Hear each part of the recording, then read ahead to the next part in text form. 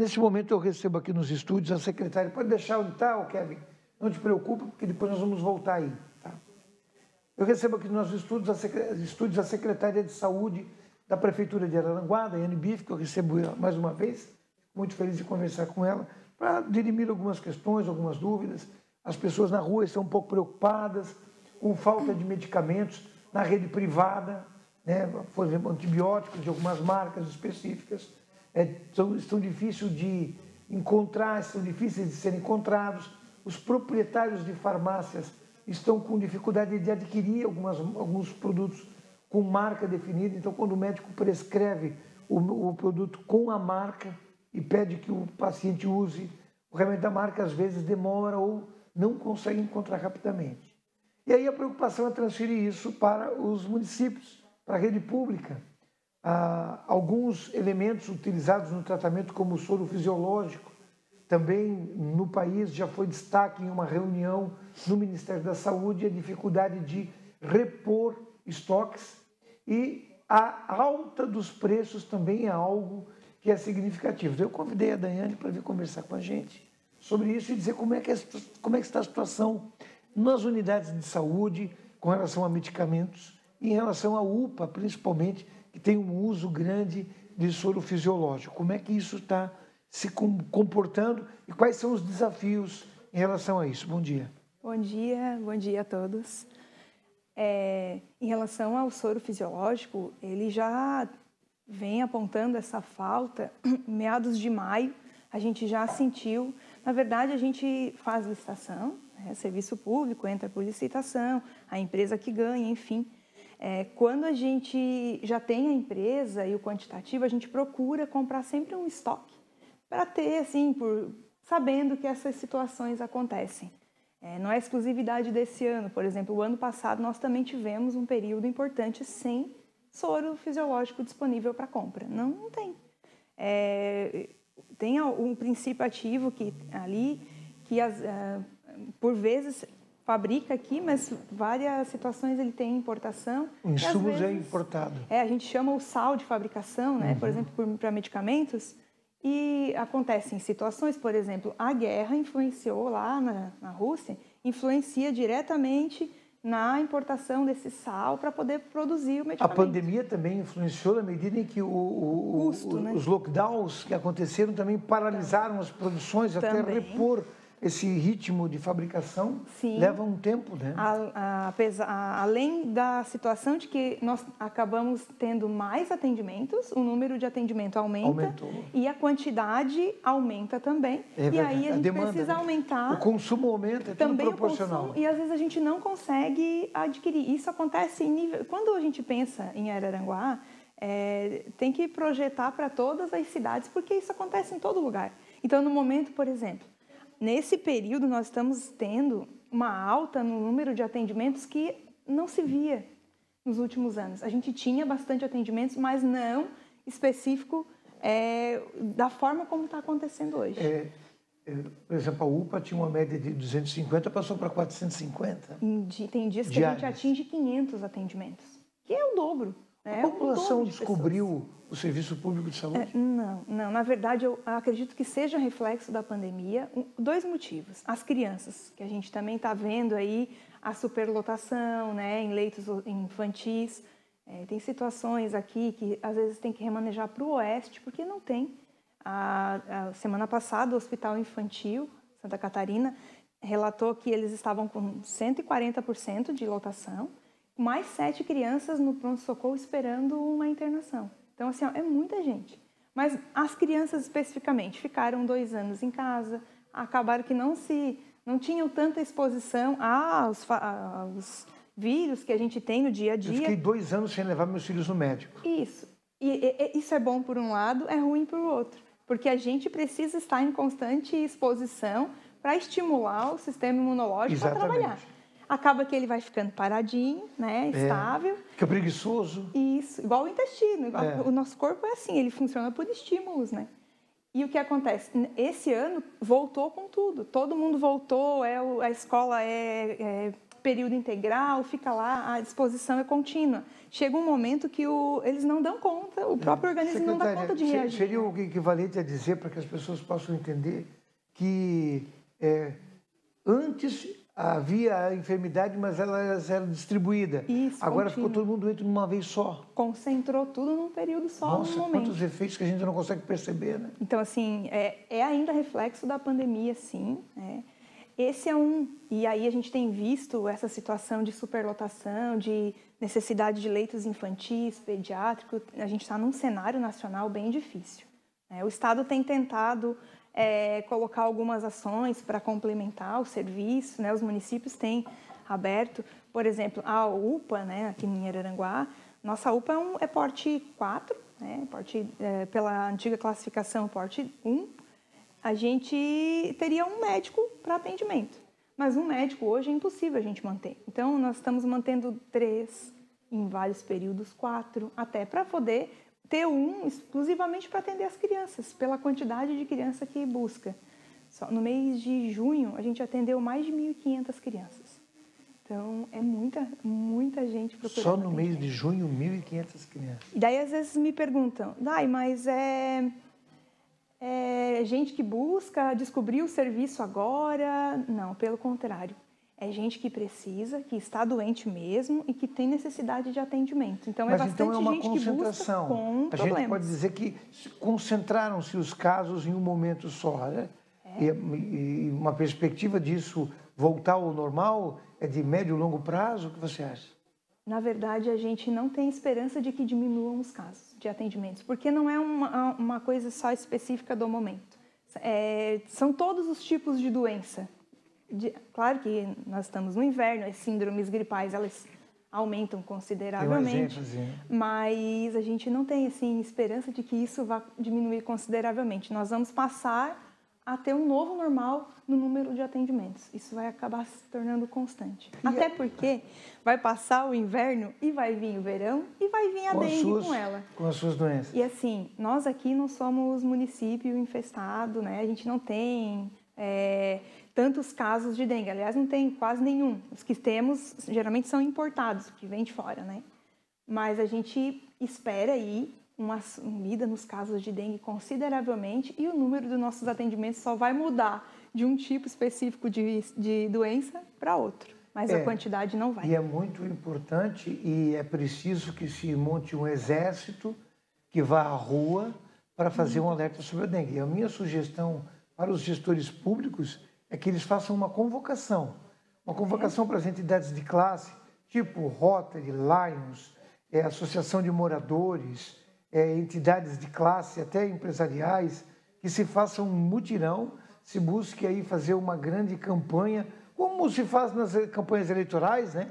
Que vá lá uma centena de pessoas para as ruas para fazer isso, porque é preciso que haja uma grande mobilização nesse sentido. A região, Araranguá não é o caso, mas há vários municípios na região que têm já focos ampliados de mosquitos da dengue e se não se fizer nada agora, isso vai ampliar muito o problema para o verão. Mas é algo que a gente espera com certeza que vai chegar. Nós vamos ter muitos casos de dengue na região. E aí a necessidade de uso, porque assim, a dengue a gente não trata a doença, o vírus, o problema. A gente trata os sintomas, como é o caso das síndromes gripais. A gente, se é vírus, o antibiótico não resolve a questão do vírus. Então, a gente vai tratando os sintomas. E a maioria deles é para dengue. Reidratação, soro fisiológico. Lá e vem a questão do soro fisiológico mais ainda. Eu estava comentando com isso com uma pessoa e ela me disse, mas não é aquele sorinho que a gente faz em casa. Não, aquele é um soro alternativo para reidratação oral, né? A reidratação venosa, ela tem que ter um produto que vem com insumos, como você falou, o sal específico, né? E é um cálcio que deriva do potássio, daí vem toda essa questão da importação desse insumo que é importante. Isso preocupa. E a questão do preço. Pode chegar no momento de esgotar a questão do orçamento, né? Porque o município, você que está em casa vai saber, a prefeitura precisa fazer um orçamento de um ano para o outro. Sim. Sem saber o que vai acontecer no ano que vem. Verdade. Sem saber como é que vai ser a dengue no final do ano, né? Então ele tem que fazer um orçamento. Se há um aumento excessivo do preço de um determinado produto que não está previsto, vai acabar furando. Claro que dá para fazer transposição de recursos. Tira de uma conta, passa para outra para isso. Mas como é que está se prevendo isso? O que já se consegue projetar? Porque a dificuldade é jogar com o incerto, né? Sim. E a gente já tem recebido vários sustos nos últimos 3 anos, assim, desde a pandemia, porque também foram... Aí depois da pandemia, que a gente prevê um valor... Vem a vacinação, que também prevê muitos insumos fora daquilo que a gente tinha previsto também, porque não se sabia que ia ter primeira, segunda dose, terceira dose, quarta dose. É algo que não está na rotina, não faz parte do planejamento, é algo que vem novo e a gente tem que se adaptar. E aí vem campanhas que precisam ser feitas com extensão de horário, finais de semana. Que isso demanda, claro que o profissional tem a vocação, mas ele precisa receber por isso. Sim, ele está trabalhando, né? É o trabalho dele. E aí esse ano veio a questão de mais um aumento considerável na questão dos medicamentos, de forma geral, do soro fisiológico, dos insumos. E além do aumento, aumenta a quantidade por conta do aumento considerável nos atendimentos. Tudo cresce também, exponencialmente, né? E aí é possível, você acredita que com certeza é muito provável que se faça uma suplementação de verbas para a saúde em função dessa compra de material? O município, por lei federal, ele tem que aplicar pelo menos 15% da sua renda. Nunca fica só em 15%, sempre mais, né? É sempre mais. Já tem momentos de aplicar até 20%. É muito além daquilo que é preconizado, porque realmente é uma... E a gente não pode deixar de ofertar, né? A gente tem que buscar alternativas para fazer o serviço funcionar, continuar atuante. E a previsão é para a contratação de 1, 2 médicos, a gente vai precisar de 3 e 4, a gente busca alternativas para que a gente possa manter os 3 até os 4 médicos em situações. Queria continuar falando de medicamentos, a questão que acontece nas cidades, muitos farmacêuticos e farmácias não conseguem adquirir determinados tipos de medicamentos antibióticos, como a amoxicilina, por exemplo, tem uma dificuldade de reposição de estoques em farmácias. É claro que lá tem a questão da marca, que às vezes o médico prescreve uma marca específica. O município, que trabalha com uma linha de produtos genérico, que não é inferior, mas que ela tem um custo menor. Não tem um custo menor porque não tem a questão da marca, não tem o custo de registro da marca. O município não sofre essa dificuldade, consegue ter estoques em função disso, ou tem enfrentado alguma dificuldade especificamente, principalmente na questão da amoxicilina, que é um antibiótico para criança? Tem enfrentado. Hoje nós temos, não faltou no nosso estoque para distribuição, mas dizer que é tranquilo para conseguir, não é. A gente tem pactuação com o CISANREC, que é o consórcio intermunicipal, né, de Criciúma, e a gente compra os medicamentos via CISANREC por ser um consórcio maior, acaba que os valores são menores para adquirir, enfim, a gente tem várias vantagens. Mas, assim, a gente compra e o que acontece é que, às vezes, o tempo de entrega é para 15 dias, normalmente. Hoje, tem situações que a gente espera 30. Por exemplo, tem, voltando ao soro, depende de cada situação, de cada empresa, mas pode levar até 60 dias para a entrega do medicamento. Então, a gente acaba... Aumenta a previsibilidade, tem que aumentar tudo. Ficando no risco de poder ficar sem. Mas hoje, nós não temos. Existe algum medicamento com dificuldade de reposição? Os antibióticos específicos. A dipirona é um medicamento hoje que está bem difícil de aquisição, inclusive na rede privada também. E daí a população chega lá, mas não tem remédio. Não é por má vontade, gente. Aqui tudo é reflexo, tudo é um efeito em cadeia, né? A população precisa entender. E eu fui fazer um atendimento quando eu fraturei minha costela, eu tenho dito isso. Fui no hospital e eu sabia que a minha classificação não era urgente, eu tinha que esperar. Eu estava com muita dor, tinha fratura na costela, dificuldade de respirar. Mas eu sabia que, diante da minha situação, haviam outras pessoas com mais gravidade, podiam chegar ali. Eu fui uma demanda espontânea, porque eu fui de carro, minha mulher levou. Eu não fui com uma ambulância, porque eu também pensei assim, para que eu vou chamar um serviço de urgência aqui se eu posso ir de carro. Isso. Eu não vou tirar o lugar de alguém que pode precisar mais do que eu. Perfeito. E a gente tem que entender isso, né? E às vezes nós achamos que pô, a minha dor é maior que a do outro, né? Tem que ter isso. E a mesma coisa na questão do medicamento. Então, não é por uma falta de vontade, né? Não, nem falta de recurso. Pelo contrário, a gente não deixa sem. Mesmo que acaba que aumenta o considerável valor, a gente nunca deixou sem esse real valor para custeio, que a gente chama, para poder a compra desses medicamentos. Existe uma necessidade específica? A prescrição da dipirona não pode ser substituída, por exemplo, por um paracetamol ou por alguma outra medicação que tenha cafeína, por exemplo, que possa substituir o efeito da dipirona?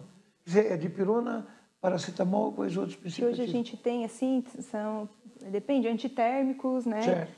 O grupo dos anti-inflamatórios. Vai depender muito de cada doença, de cada conduta médica, mas é possível adaptar e ter um outro tratamento também eficaz, talvez substituindo. Para fazer o mesmo efeito dependendo de cada... alívio, né? É possível. Eu descobri a codeína. Com a fratura costal, eu descobri que a codeína casada com o paracetamol é um santo remédio. Eu achava que tramadol era tudo...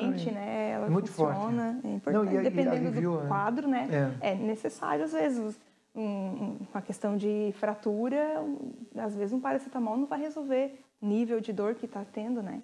Depende muito, né? Eu tinha até separado uma notícia que eu vou dar depois, mas que é um fato que aconteceu ontem, né? A pandemia recrudesceu, reduziu, diminuiu muito, mas ela ainda está presente, ela ainda é um risco para pessoas, principalmente de grupos de risco, com comorbidades, com doenças pré-existentes, seja hipertensão, obesidade, ou seja algum problema, uma cardiopatia, alguma coisa do gênero. E ontem nós tivemos um óbito, né, em Araranguá, é o do 180º, é o óbito do número 280, temos um óbito por Covid aqui em Araranguá. É uma senhora, né, de 67 anos, se não me engano. Eu separei a notícia para dar, eu ia conversar com você depois, mas a gente antecipou. A gente percebeu que ela fez uma dose só da vacina. E que ela tinha várias doenças, várias comorbidades associadas, além uma das que mais importa nesse sentido, a questão de ser renal crônica. Então, ela tem um problema ela tinha um problema renal importante. Isso é um fator de risco considerável. Minha mãe faleceu de Covid em 2020 e ela teve falência renal. E ela, por conta da hipertensão, não conseguia fazer a hemodiálise. E aí manteve a medicação, manteve-se viva, né? Uma medicação muito forte durante um tempo muito grande, em função especificamente da medicação, mas ela mantinha 4/6. A pressão era apenas para permanecer viva, né? Não foi assim algo que se conseguiu manter. Foi uma senhora de 71 anos de idade, residia no Jardim Cibele, ela possuía comorbidades, né? E realizou apenas a primeira dose da vacina em 24 de abril. E não voltou para fazer a segunda, não né? Não voltou para fazer a segunda. Ela que deveria nesses ter feito casos terceira, é importante. Quarta dose, mesmo que seja uma outra cepa, né? Mesmo que seja uma outra variante, a cepa não, uma outra variante nesse momento, que a vacina tinha sido específica para o vírus original, mas ela criaria condições de poder combater isso. Para quem tem comorbidade, mesmo que não seja idoso, no caso dela era uma senhora idosa, né? Com comorbidade, mais ainda importante.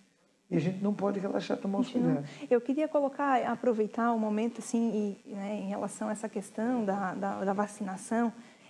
No começo, quando a vacina veio, ainda não se tinha muitas certezas, né? Era algo assim... Muitas dúvidas. Bem nebuloso até entender. A gente ainda a velocidade, a celeridade com que a gente ainda tem dúvidas, mas assim, a gente já conseguiu ver muitas situações na prática de como é importante. E uma coisa que no início não podia e hoje ela é recomendada, ver como as coisas mudam, né? Com o passar do tempo a gente vai vendo. A gente está estudando a doença ainda, né? Isso. A questão da vacina, que é bem importante, assim. Quando a gente começou a vacinação, lá em janeiro do ano passado, 2021, a recomendação é que fizesse a primeira dose da vacina A e que se continuasse a segunda dose da vacina A. Era assim, uma coisa rígida. E não quando acontecia de um erro, a gente chamava de um erro, de colocar, por exemplo, a pessoa vacinou com Coronavac e agora fez uma Fiocruz, uma Pfizer. Meu Deus, o que isso vai acontecer? Porque a gente não tinha essas respostas.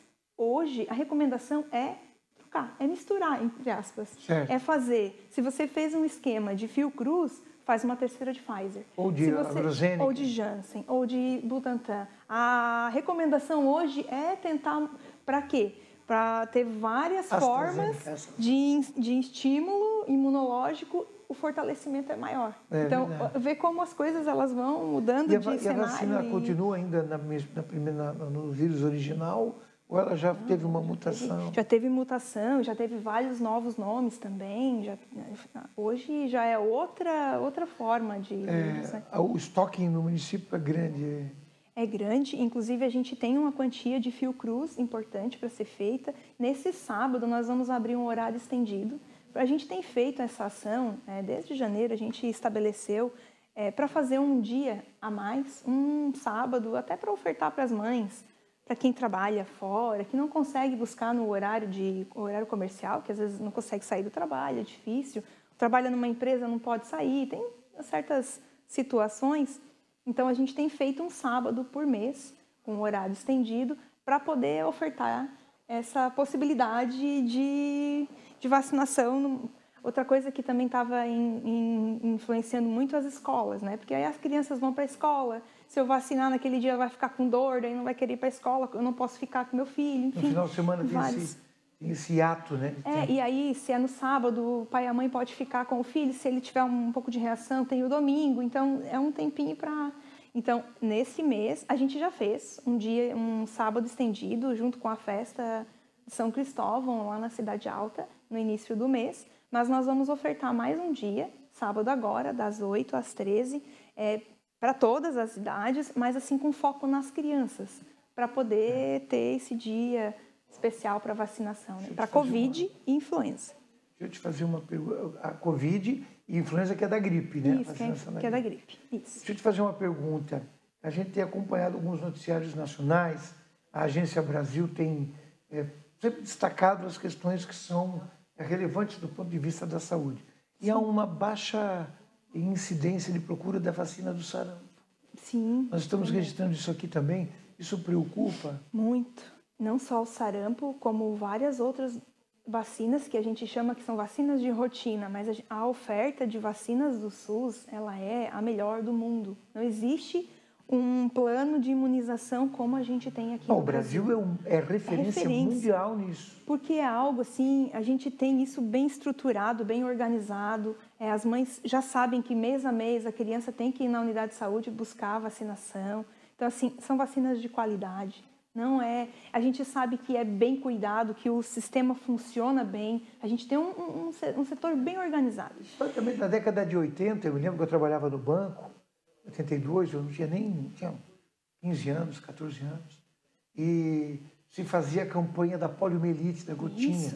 Eram várias campanhas durante o ano. E aí até a própria agência do banco funcionava como um ponto de vacinação. E a gente era preparado lá, porque não tinha funcionário que chega, não tinha quantidade de gente, tinha um único posto de saúde estadual na época ainda. Eu sou antigo pra caramba. E daí a gente fazia lá o posto de vacinação, então era um negócio... E ao longo do tempo erradicou-se a poliomielite no Brasil. Então o sistema vacinal ele é eficiente. Então, quando a gente tem uma boa adesão, um bom índice de porcentagem de vacinação, a gente assegura que essas doenças não retornem. O que está acontecendo hoje é que, por conta dessas correntes antivacinais, esses movimentos que cresceram muito, e a vacina do Covid trouxe incertezas, daí fomentou, de certa forma, essas dúvidas. Então, assim, diminuiu muito a busca pela vacinação como um todo. É a dificuldade da generalização, porque no país cresceu muito a generalização sobre vários aspectos da vida social. Então, isso transpõe para outros pontos da vida comum, né? E aí o cara sai da generalização do comportamento em relação à raça, credo, vai para generalização com relação ao pensamento político. Daí ele vai transpondo isso para outros setores. e acaba contaminando a Mistura saúde. tudo, mas assim, as pessoas não conseguem separar uma coisa da outra. acaba que perde o foco. Qual é a necessidade da gente fazer a vacina? É evitar que é a doença, que é grave, uma meningite, né? A gente imagina hoje se nós tivermos um surto de meningite. É uma doença que pode causar lesão irreversível e nunca mais a criança Nós temos ter muitos uma casos vida. aqui de pessoas que a gente conhece que têm lesões físicas em função da meningite. E a gente tem a vacina da meningo ser disponível Meningocócica. de graça. Ela é cara, o Estado não paga, o governo federal não paga barato. Ela custa 300, 400 reais cada dose.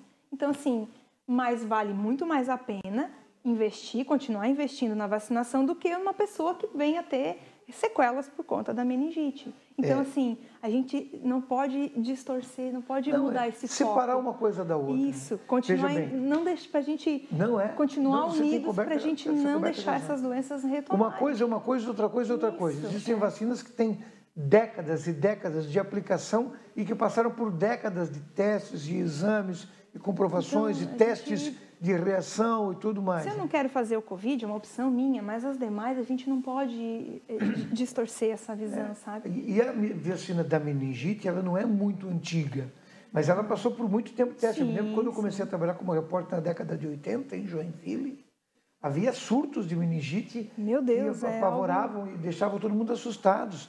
E era uma coisa tão preocupante, porque isso gerava um pânico na população. Sim. Com o surgimento da vacina, foi um alívio que recrudesceu o índice, diminuiu muito o número de casos. Nossa. E voltou a ter uma certa tranquilidade em relação a isso. Só que a gente não pode relaxar. A gente vai ficando com medo de que essas situações, todo mundo fala que o sarampo.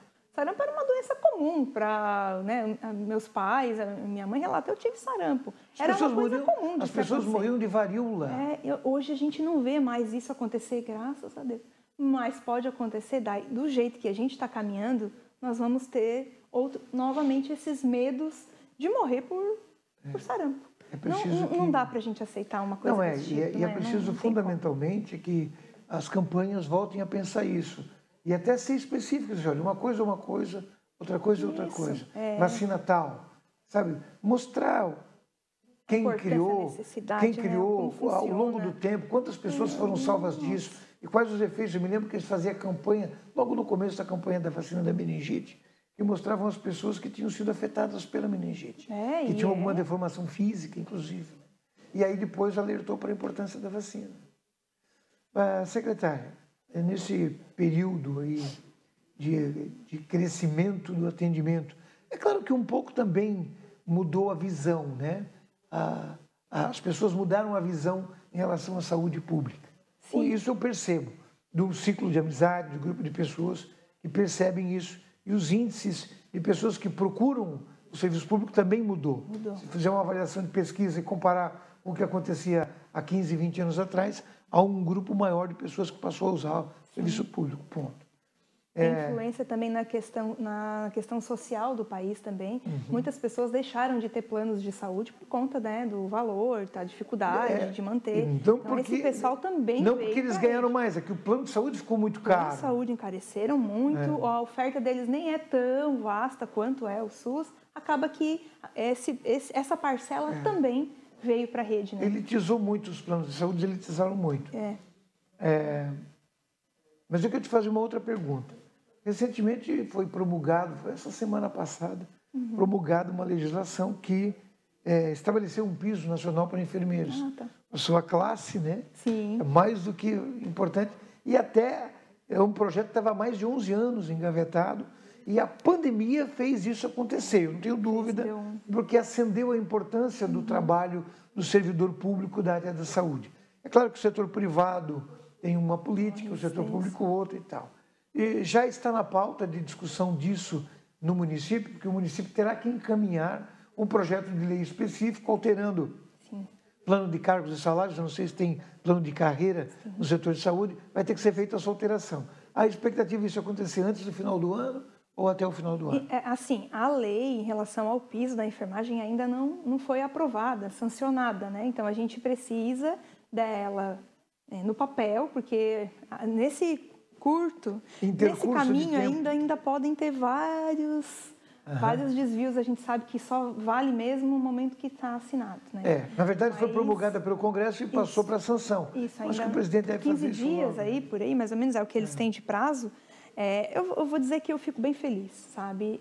O piso que está sendo colocado não é nada extraordinário, até porque nosso piso, não municipal, mas de forma geral, ele fica, do enfermeiro, fica próximo, assim. O do técnico de enfermagem vai melhorar bastante. Auxiliar de enfermagem. Do auxiliar. Hoje, o auxiliar já é bem menos, né? A quantidade é pequena, porque não tem mais formação de auxiliar, hoje é só técnico e enfermeiro, enfim.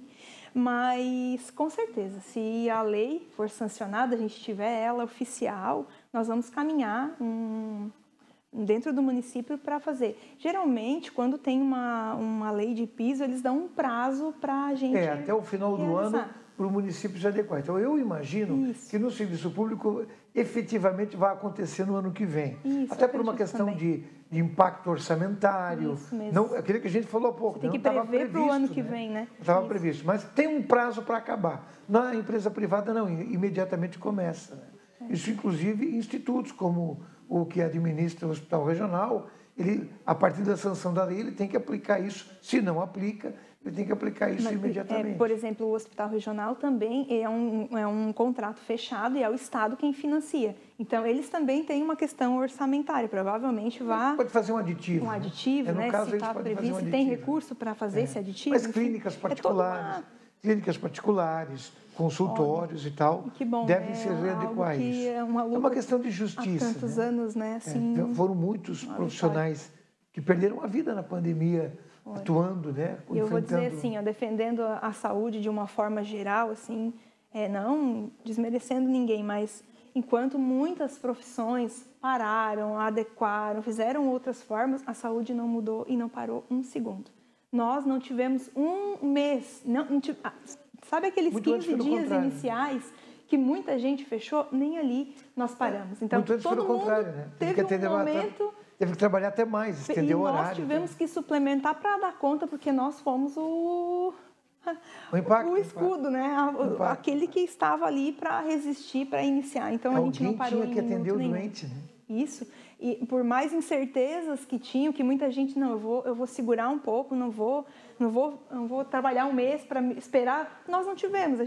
Eu me lembro, naquela época, daqueles 15 dias iniciais, quando Araranguá parecia deserta, assim, a gente saía na rua e não via ninguém, só via o pessoal da saúde pegando o caminho e seguindo para o trabalho. E muitos enfrentaram o medo, né, Leia? Muito medo. A gente tinha incerteza e a maior preocupação com as famílias em casa, de nós estarmos indo se expor e depois levar para a nossa família, né, o medo da culpa disso. Então, foi algo muito difícil. Não quero nem lembrar disso. E a saúde enfrentou com louvor, tá? Porque a gente teve muito trabalho e a gente não arredou o pé. Estava lá firme. É verdade. Então, assim, é mais do que justo, né? Lembrar um pouquinho da área da saúde em tudo isso que passou nesse momento, né? A gente tem um ditado que diz que a gente aprende pelo amor e pela dor. Foi pela dor que o povo, que as lideranças políticas entenderam, porque precisa de uma manifestação concreta dos legisladores, né, para encaminhar a legislação. A questão dos agentes comunitários, também foi estabelecido um piso, né? Isso já está adequado, não? Já. Em maio foi aprovada a lei, né? E aí a questão dos agentes comunitários funciona um pouquinho diferente, porque o salário específico do agente comunitário ele vem diretamente do governo federal por um programa chamado PAX. E claro que a mais ali dentro da folha, que é insalubridade, a contrapartida, tudo né? aquilo que vem extra, além do salário base, daí é o município que banca. Mas a gente teve que esperar o repasse para poder ser feito. Nesse mês, dia 7 de julho, foi feito o repasse oficial e a gente já comunicou a alteração. Então, para o início de agosto, o próximo salário, que é o mês de julho, o agente comunitário já vai estar recebendo ele ajustado. Isso gerou um impacto com os técnicos, né? Sim, gerou. Eles ficaram abaixo em muitos casos. Né? É verdade. Muitos casos ficaram abaixo dos agentes comunitários. E, se eu não me engano, vão continuar a ficar...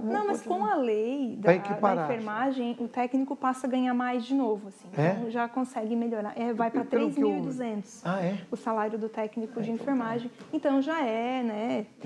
Vai ficar mais... Aí tem mais alguns ganhos de carreira e tal, né? Isso, tempo, quinquênio, enfim. Querida, 8h38, eu agradeço muito sua visita para a gente conversar, deixar esclarecido, né? Depois vamos recortar essa entrevista e vamos postar nas redes sociais da TV, vou encaminhar para você também, para que todos possam ter essa informação com relação à segurança do fornecimento da medicação, dos insumos que o município está. E eu tenho certeza que nos outros municípios também não é diferente, né? É diferente, é. Porque não há ausência de recursos, felizmente, porque o duro seria ter a escassez de produto e a ausência de recursos. Mas não é esse o caso. Estamos assegurados disso. Muito obrigado. Muito Bom obrigada trabalho. também pelo espaço. O sucesso do seu trabalho e da equipe lá é a felicidade da saúde da nossa população. Por isso a gente deseja sucesso, ok? Muito obrigado. Bom trabalho. 8h39, nós vamos para um intervalo, volta nas 5, isso, vamos para o intervalo e continuamos com a sequência do programa Sul Notícias e agora sim com as informações da região.